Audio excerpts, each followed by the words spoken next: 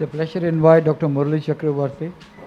Again, to most of you, he requires no introduction. He's a doyen in the field of cardiac anesthesia and has been a colleague and friend in Fortis for a long time.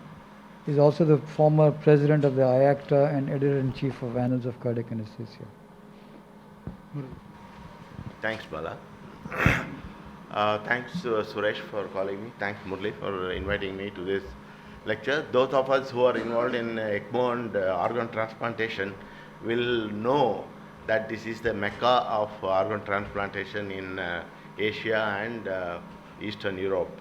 And we are so humbled to be invited to be a part of this, Bala. Thank you so much. And I'm also thanking the duo Suresh and Bala for mentoring so many of us in our ECMO programs and transplant programs. And that's a beautiful yeoman service that you guys are doing. Thanks and salutes to you both. And this topic of physiology of ECMO is an oxymoron. ECMO is not physiological. It is far from physiology. If physiology fails, we put on ECMO. But we are talking about physiology of ECMO, telling us how acceptable it has become for us to discuss the so-called physiology of ECMO. Physiology of gas exchange in the lungs is uncomparable to anything else in the world. Normal lung comes free of cost for 100 years, no medication required. Only we try and screw it up and get into situations where we require lung transplant or heart transplant.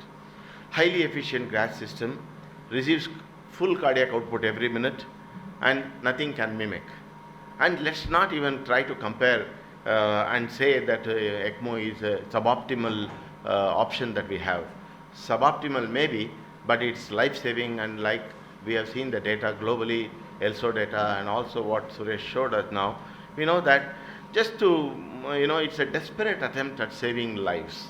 And initially, those of us doing cardiac surgery, we all know that we sat whole night with the cardiopulmonary bypass machine running. That was our initial exposure to ECMO.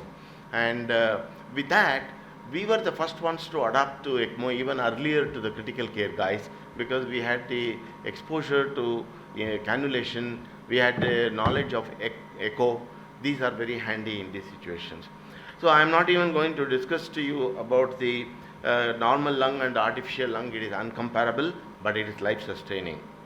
And primarily is never with the lungs. When we talk about gas exchange in ECMO, we are only comparing the gas exchange in one form of ECMO, VA to VV, etc. And the oxygen exchange, basically like in normal situation, depends upon the inspired fractional concentration of oxygen, the flow, and the hemoglobin. The same thing applies to the normal lungs as well. When you increase the FiO2, the PaO2 increases. And we always have to factor oxygen consumption when we are dealing with the ECMO patient, because they may be septic, and in kids who are hypothermic or convulsing, the oxygen consumption may go up, so we have to factor that also. Carbon dioxide elimination is a very easy task on ECMO, because carbon dioxide is highly diffusible, 16 times more diffusible than oxygen. It's not a problem, but when it gets elevated, it indicates a serious problem in ECMO, because it ought not to be elevated. So we can easily get rid of by increasing the sweep flow, but a patient can quickly get into hypocapnia. Given a chance, I would suffer hypercapnia than induce a hypocapnia in a patient with ECMO. Hypercapnia keeps the circulation and cerebral circulation going actually, and hypocapnia does the reverse. So in ECMO, we have to maintain normal oxygenation or suboptimal oxygenation, but definitely normal carbon dioxide. And it's not very difficult. What are the factors affecting the oxygenation? This I have not even said whether it is normal lungs or ECMO. It affects both. Oxygen gradient, like when you put a patient on ventilator and give FiO2 of 1, you ought to be getting a PaO2 of more than 500. That's what we would expect physiologically. Similar things applies to ECMO too. In ECMO also, we have a pre-membrane oxygenation going on, and we could increase the oxygenation by two methods. One is by increasing the sweep flow, and the second one is by increasing the FiO2. And the blood flow rate, blood phase blood phase of the transfer. During the transfer of oxygen in the membrane, there is a phase where the oxygen comes in contact across the membrane with the blood. Longer the blood interface, better is the oxygenation. And of course, all perfusionists know that every patient requires a particular flow per square meter of the body, and we may not be able to achieve that for various reasons on ECMO. And same thing appears in cardiopulmonary bypass too. But with an experienced team, this flow can be restored to near normalcy. Membrane surface area, in the lung we can improve it by recruiting during ventilation, but in ECMO there is more or less a limitation on the surface area. We have to understand that. There is no recruitment of more surface area, only technology can help us do that. Blood viscosity is important. Normally we don't want to maintain a low hematocrit on ECMO like we do on a heart-lung machine, because heart-lung machine is temporary, and once we are off bypass, the hemoglobin comes back to normal. Here we have to keep a better hemoglobin than that. But we should be cognizant of the fact that increasing the hemoglobin will increase the viscosity, and that will make the flow sluggish. Even clots within the membrane have been reported. The membrane behaves exactly like lungs. It can leak, it can get hemorrhage, it can get so-called pulmonary edema kind of situation. So we have to be respectful of that fact. And the membrane diffusion characteristics. From the days of the Gibbons oxygenator to now, there is a huge change. And some of us with the gray hair here and no hair there somewhere would have used oxygenators, polystyrene oxygenator, where the oxygenation was so poor, we had to struggle during the cardiopulmonary bypass. From there to now is a sea of change, and it's a welcome change. What are the goals of VV ECMO? The VV ECMO and VA ECMO goals are different. Lung rest is the most important thing, because oxygenation has failed, whether it is due to trauma or to infection or to disease of the lung or due to a viral infection. And elimination of hypoxia, I am not saying correction of hypoxia, saturation of 80 to 85% is acceptable, and we should also correct the hypoxia induced acidosis. And acidosis correction is never by soda bicarb, it is always by correction of the cause of acidosis, which is hypoxia. And PaO2 is maintained in a VV ECMO at about 45 to 55, and if you are not, you should not be aiming for 100 PaO2. This is one situation where 100 is not a good number. And normal pre-oxygenator oxygen levels, that is what is important. If the pre-oxygenator oxygen level itself is less, then the post-membrane oxygen will also be less. And hematocrit of +5 of normal. So we normally maintain about 25 on the pump nowadays, except children. So you could be maintaining it about +5 of that.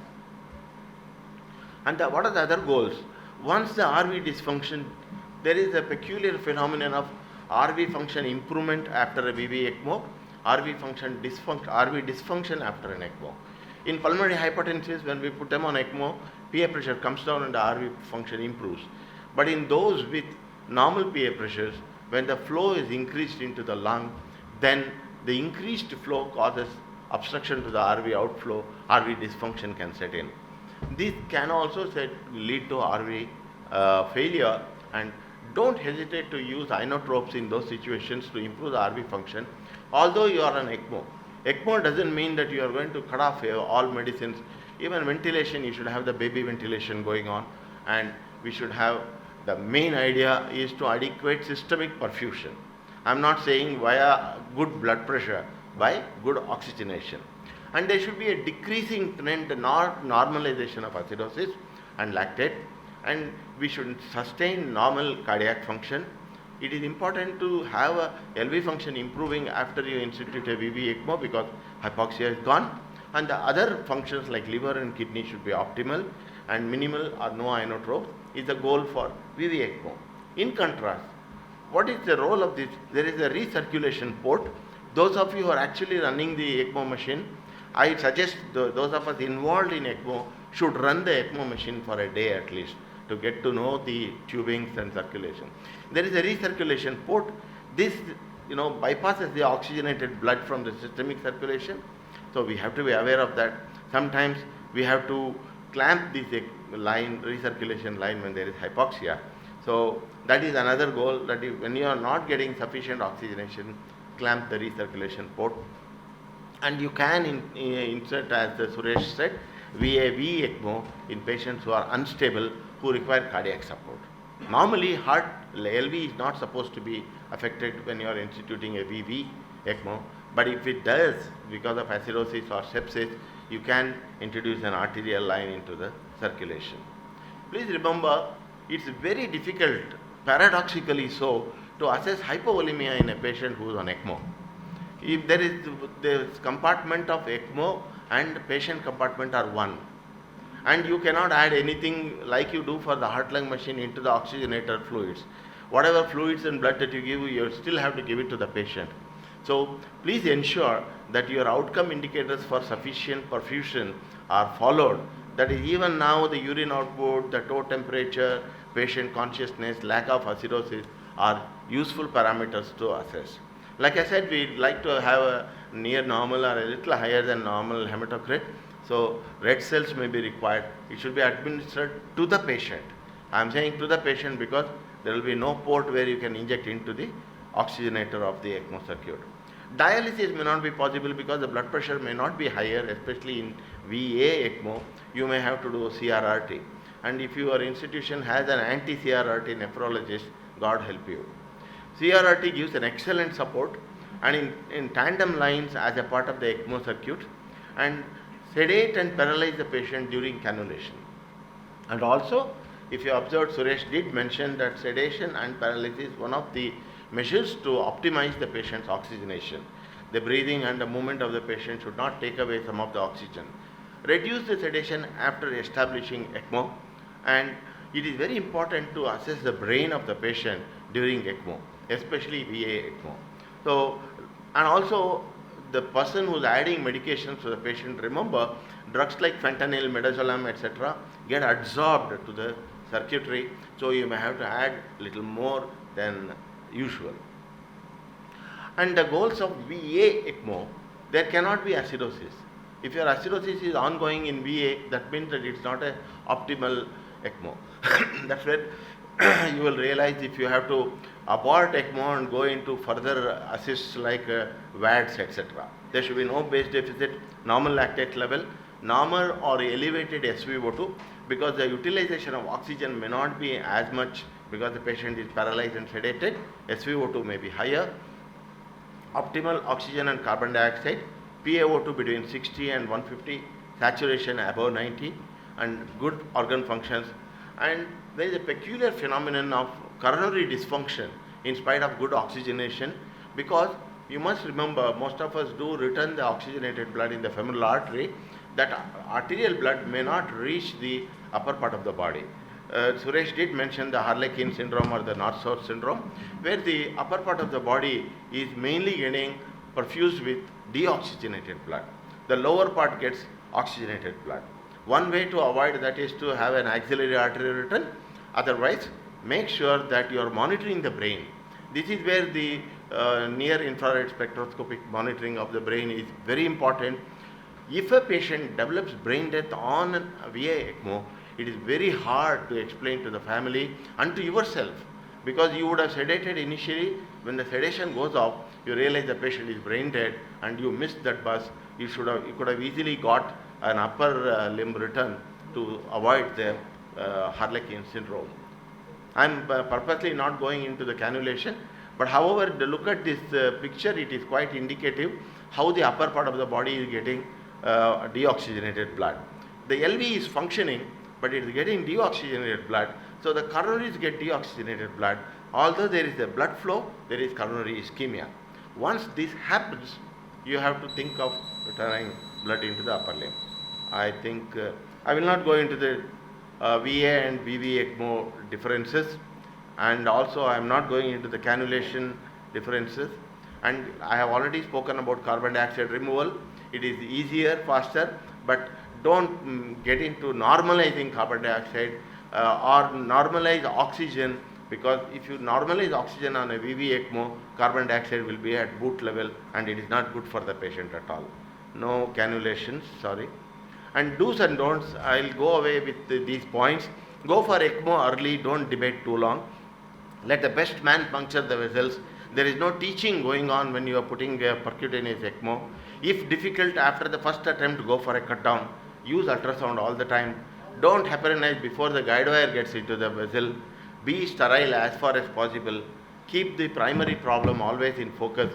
It may be a myocardial infarction or a poisoning, and it is a fantastic experience of teamwork.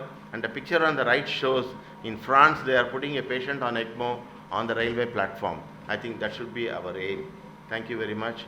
And every ECMO has a story, and this ECMO picture shows one of our ECMO survivors lit the lamp for us in our ECMO conference. Thank you very much.